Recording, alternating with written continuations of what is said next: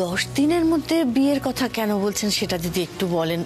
অন্য কিছু না, মেয়ের বিয়ে তো একটু আয়োজনের ব্যাপার থাকে, মানে 1 মাস হলে আমাদের হয়ে যেত কোনো রকমে। আমি বলেছি, হ্যাঁ, মানে এই আগামী 10 দিনের মধ্যেই বিয়ে সম্পন্ন করতে হবে।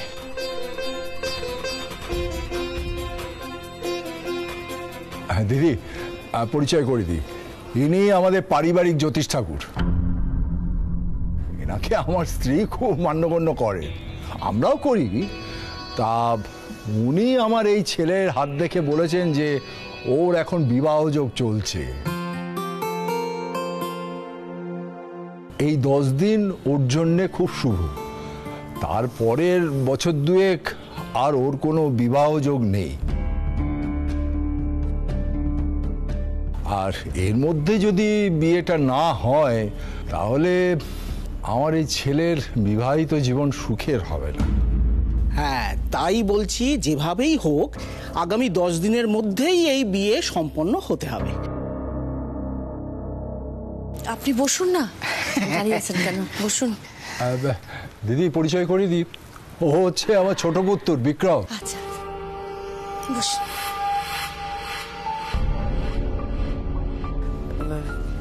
তাহলে এর মধ্যেই আমাদের সমস্ত ব্যবস্থা করতে হবে। ঠিক আছে, দেখি আমরা কতটা কি করতে পারি। তুমি ওনাদের জন্য। হ্যাঁ মা, নিয়ে আসছি।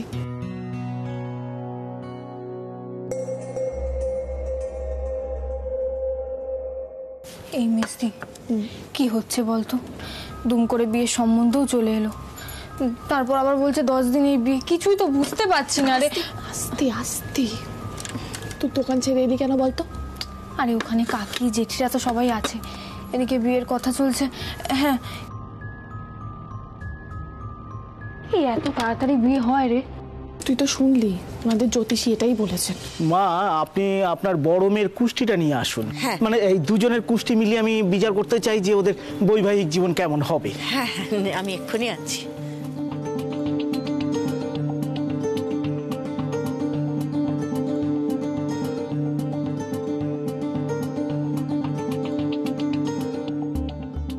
এই নিন, শুরু করুন। দাঁড়াও দাঁড়াও মা, একেবারে টেনশনে আমার বুক ধড়ফড় করছে। আমি তো এমনিতেই হাই ব্লাড প্রেশারের রুগী। দাঁড়াও, আগে ওই কুষ্টি বিচারটা হয়ে যাক, তারপর শান্তিতে খাবো, কেমন? কিন্তু চাগুলো তো ততক্ষণে ঠান্ডা হয়ে যাবে, আপনারা চাটা অন্তত খান। না না মা, ও সব এখন বলো না, আগে আমার আমার মেয়ে, তোর আর কুষ্টি নেই।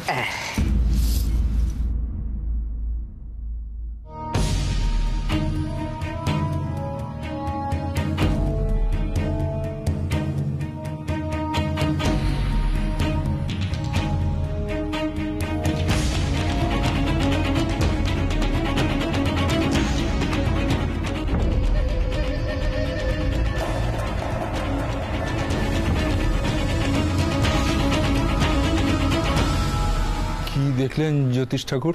এখানে যা দেখছি তাতে তো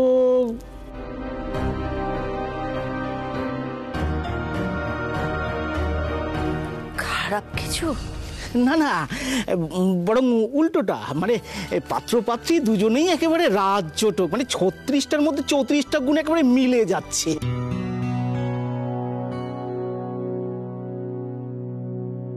কি মেসোমশাই, এবার তাহলে খেতে কোনো বাধা নেই তো? হ্যাঁ, না না না না, একদম বাধা নেই। আর তোমাদের দোকানের কচুরি বলে কথা, কম নাম তো শুনিনি। এবার এবারে কবজি ডুবিয়ে খাবো।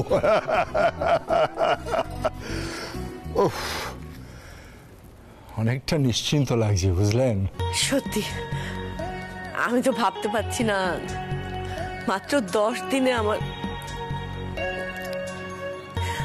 তোর আর বিয়ে হয়ে যাবে।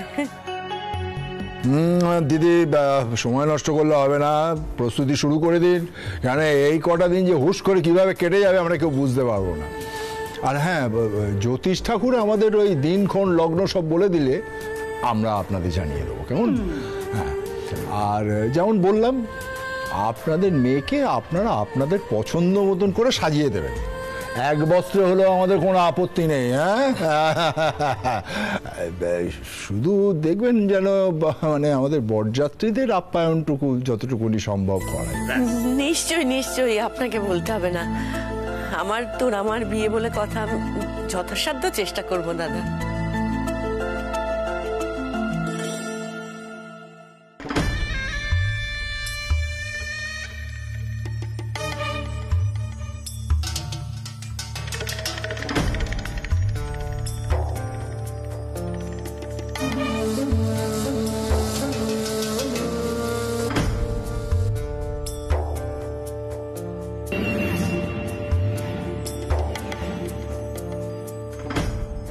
আপনি কিছু খাচ্ছেন না কেন?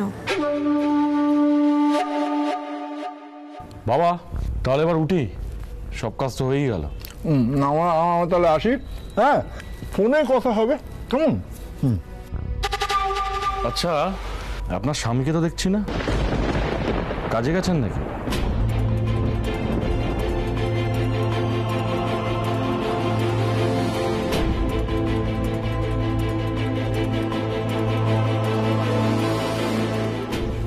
বাবা, আমি তো তোমাকে বলেছিলাম যে তোর আর বাবা।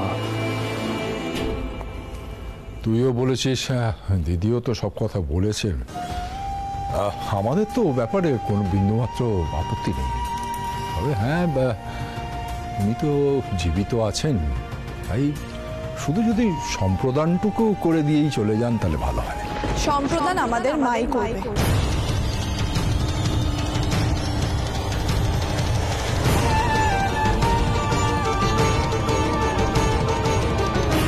আমাদের মাই বাবা মা দুজনের কর্তব্য পালন করেছে, একা হাতে আমাদের বড় করেছে। আমাদের 3 বোনের পরিচয় মায়ের নামে। দেখো মা, তোমাদের সবার অবস্থাই আমি বুঝতে পারছি, তবু মা আর সম্প্রদান করবেন এটা কেন? যেই মা আমাদের জন্ম দিয়ে এত বড় করেছে, একা হাতে 3 বোনকে আগলে রেখেছে, সে সম্প্রদান করতে পারবে না কেন?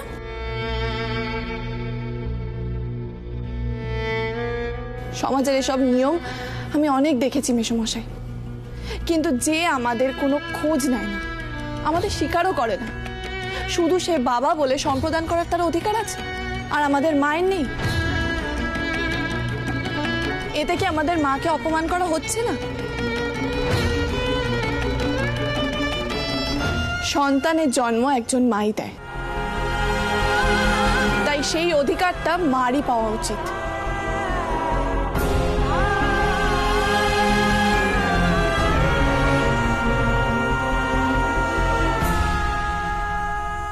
আপনাকে আমি বলেছিলাম, আমার মেয়ের মনে যা আসে ও সব মুখে বলে দেয়, কিছু ভেতরে রাখে না। আপনি দয়া করে কিছু মনে করবেন না দাদা। মেসোমশাই, আপনিই বলুন আমি ভুল কিছু বলেছি কিনা। আমি তো আমার ছেলে বা তোমার মার মুখ থেকে প্রায় সবটাই শুনেছি। তো ঘটনাটা কি জানো, এর জন্য তো আমরা এই বিয়ে থেকেও পিছিয়ে আসিনি, তাই না? কিন্তু দেখো, তোরা আমাকে আমি সাদরে বৌমা হিসেবে বাড়ি নিয়ে যাব,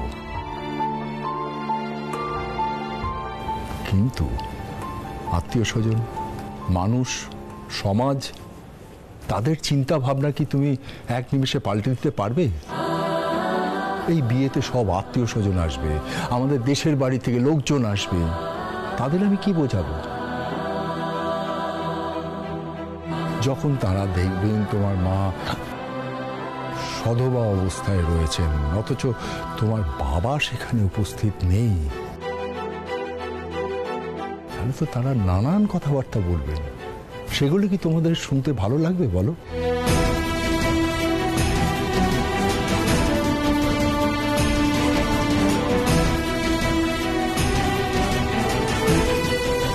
তাই তো বলছি যে বিয়েটা হয়ে গেলে একবার, ভবিষ্যতে এইসবের তো আর কখনো কোনো প্রয়োজন হবে না।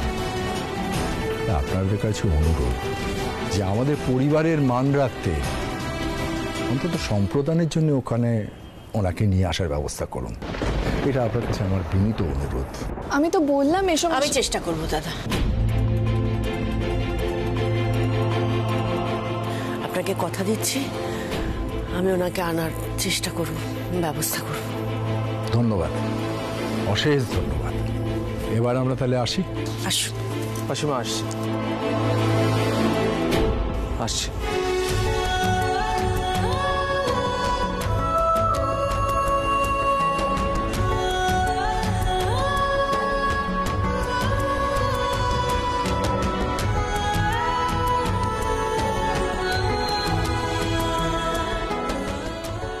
ঠাকুর আমাদের দিকে মুখ তুলে চেয়েছেন। এতদিন তোরার বিয়ের কথা ভাবতে ভাবতে আমার ঘুমই হতো না, আর আজ বাড়ি বয়ে এত ভালো সম্বন্ধ এলো। দেখেছিস তো, ভালো মানুষের সাথে সবসময় ভালোই হয়। হ্যাঁ মা, তোমার সাথে আমার কিছু কথা আছে।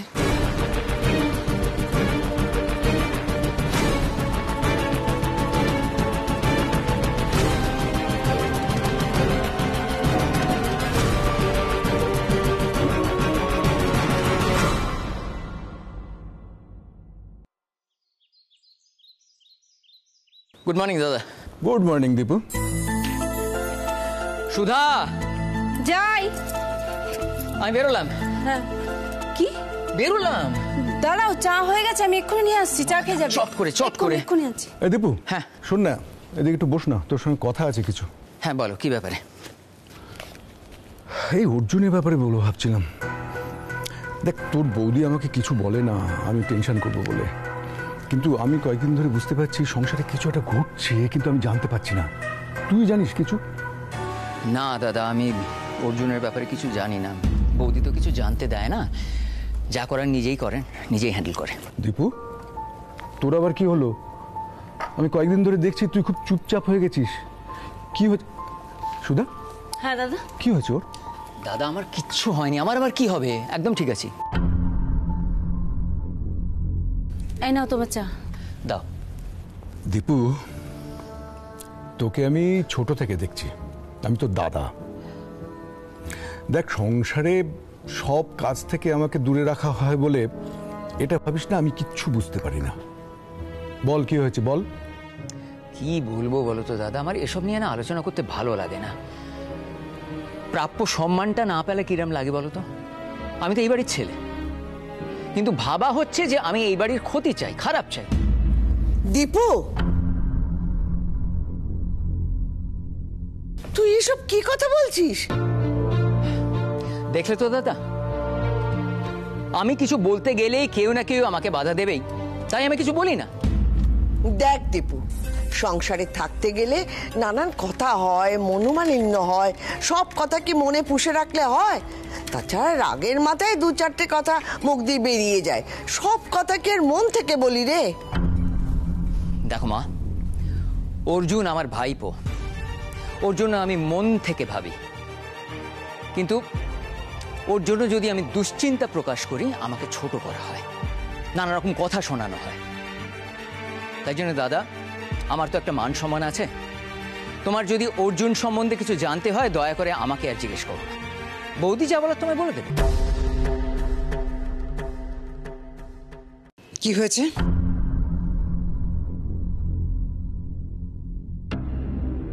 আমি বাড়িতে নেই সেই সুযোগে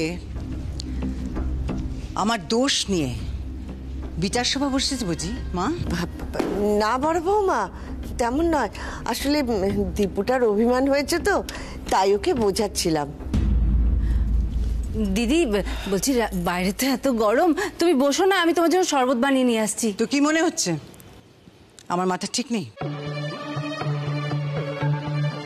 আমার কাজ নিয়ে বিশ্লেষণ করছো তোমরা? তুমি এভাবে রিয়াক্ট করছো কেন? আরে একটা সামান্য কথা, অর্জুনের ব্যাপারে জিজ্ঞাসা করছিলাম। কি হয়েছে বাবা?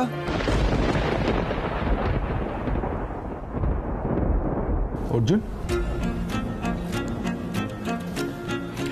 কোথায় ছিলে তুমি? বাবা, আমি তো একটু কাজে গেছিলাম। মা জানে, ঠাম্মি কাকিমাও তো জানে। অর্জুন, তুই এত তাড়াতাড়ি চলে এলি, তো সব কাজ হয়ে গেল? হসপিটালে সব ঠিক আছে তো? অর্জুন, হ্যাঁ মা। যাও ঘরে যাও। আর শোনো,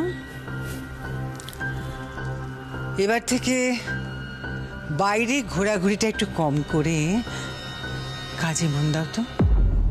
দেখো, কাজটাকে একটু সিরিয়াসলি নাও, আমি তোমাকে আগেও বলেছি, তাই না? হ্যাঁ মা।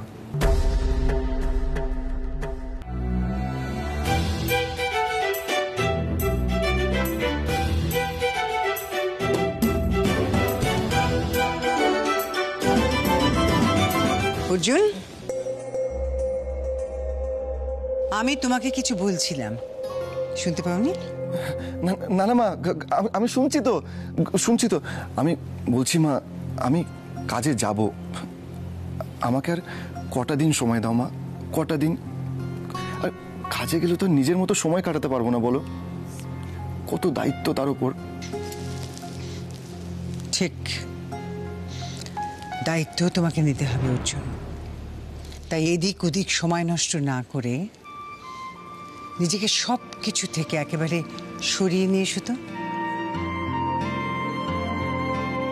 বলছি মা, আমি এখন একটু ঘরে যাই, একটু ফ্রেশ হতে হবে। ঠিক। কাকিমা, একটু চকলেট শেক বানিয়ে দেবে প্লিজ?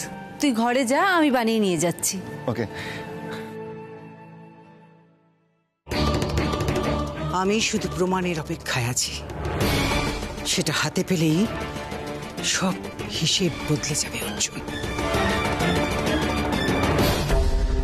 কেন মা, কেন তুমি লোকটাকে বিয়েতে আনার চেষ্টা করবে? কোনো চেষ্টা করবে না তুমি, যাবে না তুমি ওখানে। মারে, কোনোদিনও তো কিছু চাইনি মানুষটার কাছে, কিচ্ছু চাইনি কখনো। যেদিন থেকে আমাকে ছেড়ে চলে গেছে সেদিন থেকে মুখ ফুটে একটা কথা বলিনি। অন্যায় হয়েছে আমার উপর, তোদের উপর চরম অন্যায় হয়েছে জেনেও চুপ করে থেকেছি, কিন্তু আর চুপ করে থাকবো না। বিয়েতে ওকে আসতেই হবে, এই দায়িত্ব পালন করতেই হবে ওকে, নাই বা করুক সারা জীবন। মা, তোমার মনে হয় লোকটা বিয়েতে আসবে? নাকি ওনার হাত দিয়ে দিদিকে সম্প্রদান করানো উচিত? উচিত অনুচিত জানি না রে তুলি, এত ভালো বাড়ি, এত ভালো সম্বন্ধ তো বারবার আসে না। দেখলি তো ওরা সবাই মিলে তোরাকে কত আপন করে নিয়েছে। এই সম্বন্ধ আমি তো ভাঙতে দেব না, কিছুতেই না। আমি তার কাছে যাব, হাত জোর করে অনুরোধ করব, না এলে জোর করব, যা করে করুক, আমাকে যত অপমান করে করুক, কিন্তু আসতে তাকে হবেই। মা, মেজদি কিন্তু একদম ঠিক কথা বলছে, বাবা আসবে না। রূপা মাসি বাবাকে কিছুতেই আসতে দেবে না। দেখা যাক, আমি কখনো জোর খাটাইনি, কিন্তু জোর তো আমার আছে। আমার মেয়েদের সুপাত্রস্থ করবোই আমার স্বপ্ন। আমার তোরার ক্ষেত্রে আমার সেই স্বপ্ন সফল হতে চলেছে। আমি তো আমার সবটুকু দিয়ে চেষ্টা করব। মা, তুমি একা যাবে না, আমি যাব তোমার সাথে। না, কেউ যাবে না, কেউ না, আমি একা যাব। আমি চাই না ওখানে গিয়ে কোনো রকম হুজ্জতি হোক। মা, তুমি আমাকে দিব্যি করিয়েছিলে আমি যাতে ঝামেলা না করি, মারপিট না করি। এখন তুমি আমার মাথায় হাত রেখে বলো, তুমি একা যাবে না।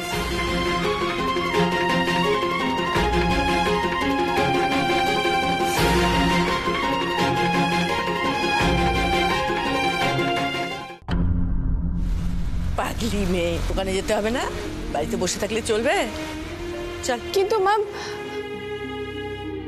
আমি ফিরে এসে তো সব প্রশ্নের উত্তর দেবো, কেমন? চল চল চল, আয়। তোমায় যেতে হবে না মা, তুমি বাড়িতে থাকো, কেমন? আয় তিন্নি, চলে আয়। হ্যাঁ হ্যাঁ। মেজদি, মা একাই যাবে দেখিস, আমাদেরকে কাউকেই নিয়ে যাবে না। না ছোটু, মাকে একা যেতে দেওয়া যাবে না, কিছুতেই না। মা আমার মাথায় হাত রেখে কথা দিল না কেন? এই আমি দোকানে গেলাম, বুঝলি? দিদি, এই তোর চোখে জল কেন? এই বর্দি, তোকে একটা কথা বলবো তুই, মা যদি যেতে চায় না, মাকে বাধা দিস না। ওনারা না ভালো লোকজন, জানিস। মা গেলে যদি বিয়েটা হয়ে যায়, আর মা না গেলে যদি ওনারা মানা করে দেয়। তুই কি বলছিস দিদি? তুই তো আমার ছোট বোন, তোকে তো বলতে কোনো লজ্জা নেই। আমি না ওকে খুব ভালোবাসি রে।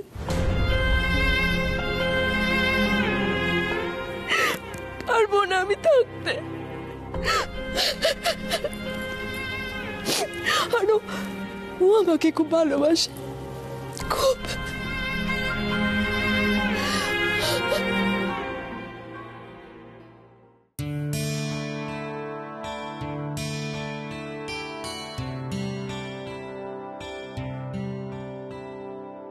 এই মেজদি, বর্দির কথা শুনছিস? এতদিন ও কিন্তু ডুবে ডুবে জল খাচ্ছিল, আমাদেরকে কিন্তু কিছুই বলেনি। ছোট, আরেকজন পাত্র ঠিক করে তারপরে বিয়ের জন্য বাড়িতে কথা বলতে পাঠিয়ে তারপর আমাদের জানান। খুব খারাপ। না না, আসলে না আমি ভয় পেয়ে গেছিলাম। মাকে তো বলতে পারি না, না বুঝতেই পারিস। মাকে বললে মা যদি ওকে পছন্দ না করতো তাহলে। আচ্ছা, মা যদি তোদের দুজনকে দেখে না বলতো, তাহলে কি তুই বিয়েটা করতিস না? দেখছিস মিস্তি, বর্দি আমার লজ্জা পাচ্ছে।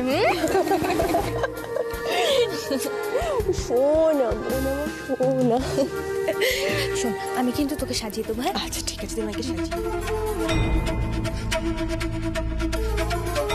দিদি এত খুশি।